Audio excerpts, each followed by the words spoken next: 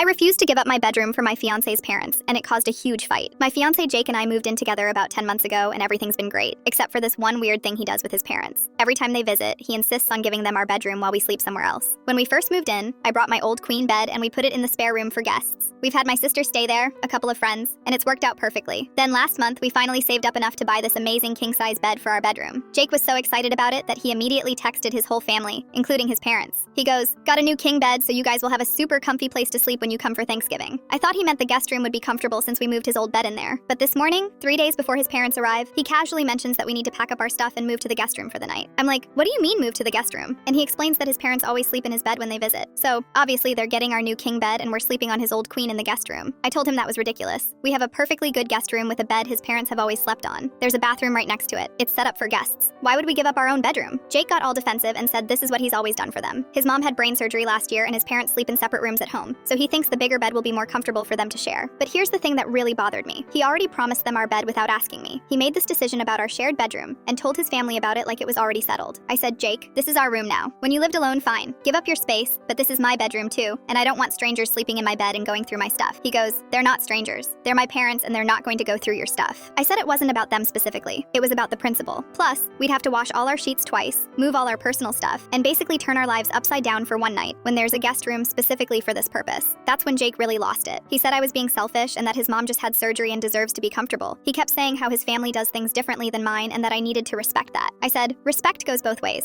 And he should have asked me before promising our bedroom to anyone. The fight went on for like 2 hours with him saying I was embarrassing him and me saying he was treating me like a roommate instead of a partner. Finally, I told him I wasn't sleeping in the guest room, and if he wanted to give up our bed, he could sleep on the couch like he used to when he lived alone. Jake got really quiet and then admitted he hadn't actually thought about asking me first. He said he just automatically did what he's always done without considering that things are different now that we live together. He apologized for making the decision without me and agreed that the guest room was perfectly fine for his parents. Turns out he had already deep cleaned our bedroom and didn't want to do the same for the guest room, so that's why he was being stubborn about it. His parents ended up sleeping in the guest room and had zero complaints. His mom even said how nice it was to have their own bathroom right next to their room.